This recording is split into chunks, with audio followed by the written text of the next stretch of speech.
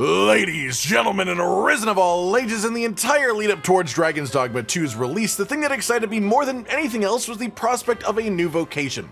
Not just the idea of any new vocation being added to the game, but specifically once they announced the Trickster. It sounded to me like one of the most creative playstyles that you could put in a game like this. Something totally off the beaten path. And I loved the idea of that entirely, and it just made me think that they trusted their AI systems in the game to be good enough to make this work. And, well, to put it quite simply, it is now considered a challenge mode run to play the game as a Trickster, especially going at it with no pawns, as the Trickster essentially has no damage output of their own.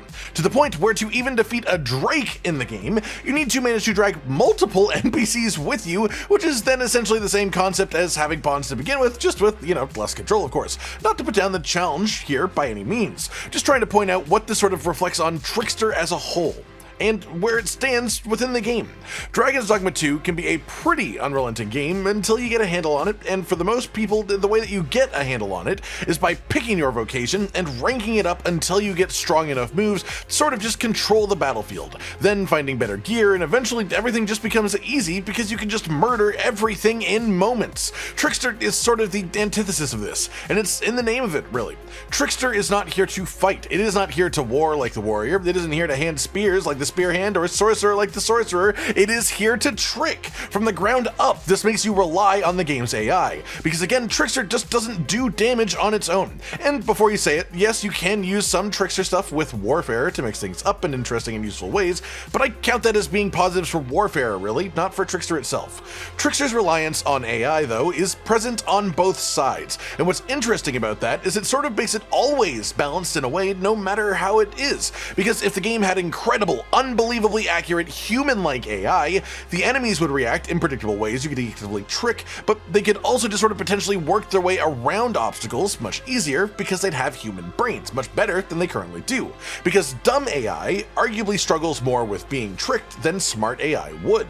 On the same wavelength, most of Trickster's kit exists to either make enemies easier to hit or make allies stronger and less vulnerable too. So for your own damage, you also rely on AI, but in terms of pawns or just general friendly NPCs around you when you fight. So to put this in perspective, what I envisioned when Trickster was first announced was the really just sort of brilliant AI version of it. It was what I dreamed of. You have to actively work to make enemies confused, but in return, your pawns would just instantly deck them outright. But in reality, what we got was just sort of much sillier. And I'm not saying that it is really worse than that even, but it really changes the vibe of it when the Trickster is incredible at confusing enemies, at moving them or making them walk off of things even, at blocking them off in such simple ways. But then your own pawns can be complete idiots sometimes too, and it just creates this sort of like evil mastermind with useless henchmen feeling to Trickster that makes the game playing this feel, well, totally different. And that's the main thing that I want to talk about here, which is that Dragons Dogma 2 as a Trickster is essentially a completely different game. And there are multiple things that I find just absolutely fascinating about how big of a deviation it truly is. So the first thing that I want to say as we continue to dive into this is if you are still itching for more Dragons Dogma 2 goodness and you haven't tried Trickster before, give it a go. Give it a genuine try.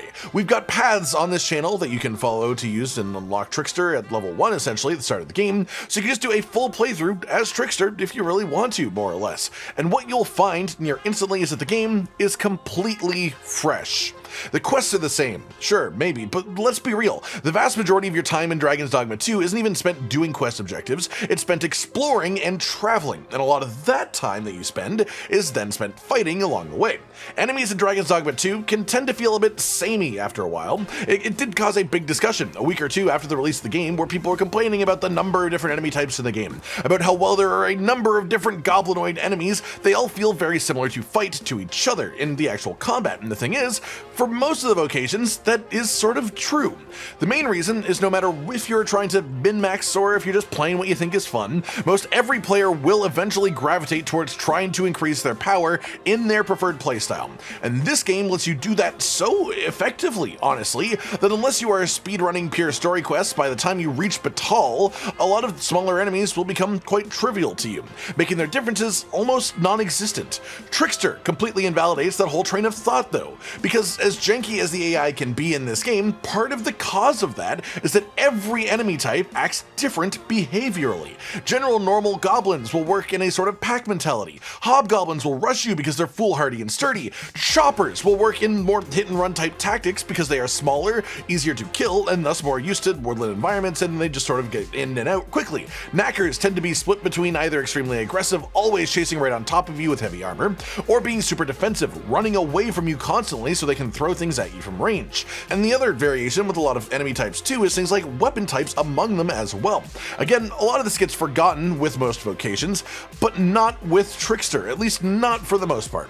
One way to play Trickster is just get powerful pawns, either two thieves and a sorcerer with augural flare, of course, or a mage replacing one of the thieves, and then you just sit there keeping aromatic resurgence active for the damage boost that it provides, and the fact that it just keeps allies from dying even if they hit 0 health. And this one basically works similarly to the other vocations, where you just mow through things through optimizing it, basically. But that's also just boring, because the true Trickster exists to trick. Walls blocking enemy movements, or ranged attacks, false platforms to make them walk off of ledges, dragons for massive staggers on the bigger enemies and letting your pawns just whack them while they're down. It's all just the core of the class fantasy that is Trickster. And when you're trying to corral enemies into specific places is when you most notice the intricate details of AI behavior among the different ones. It even lets you get a bit more of a passive look at the visual differences too, with things like illusory walls, making it safer to get up close. In a game with tighter AI, this could still lead to extremely fast-paced combat as a playstyle, but with Dragons Dogma 2, what it does is create a far slower pace than any other vocation in the entire game, and it almost makes it feel like you're watching a comedy sketch show instead of an action movie, if that makes sense. All in all, what I'm trying to get to here is that I still do actually really admire Trickster. I really respect Trickster, and I really like what it is in concept. I definitely think once you have played a decent amount of a different vocation though, Trickster feels like a genuinely separate difficulty mode that changes the way the gameplay feels completely.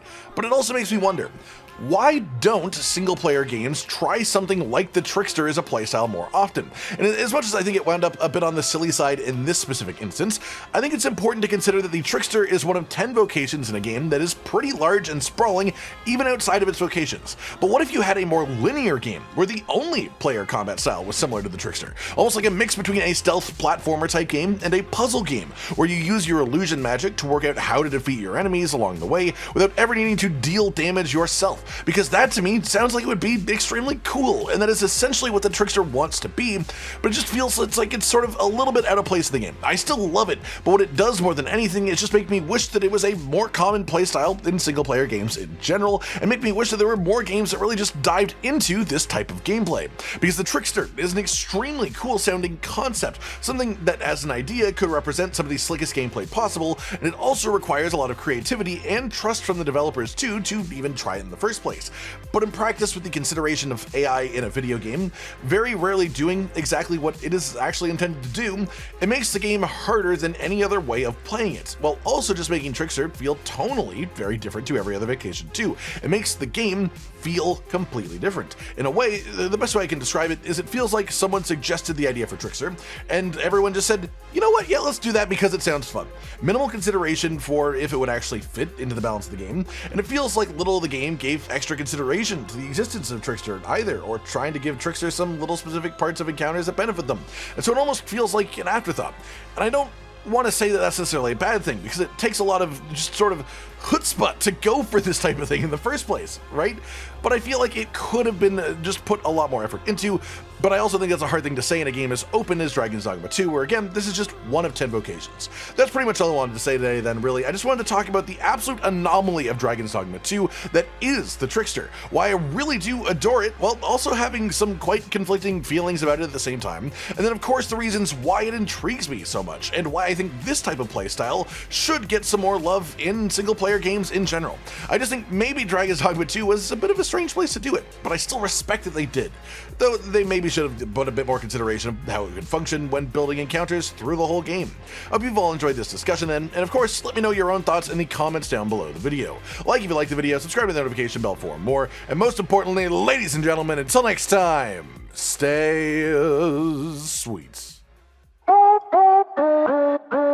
Josh, Cotton, and Hollow with the videos, dropping the humor like a hammer on your tippy toes, bringing entertainment on a daily arrangement to take our insanity and turn it into entertainment. Yes, I said entertainment twice, to reiterate that it is nice to look into your faces on a mostly daily basis when you let us in your homes to make the whole world a stage.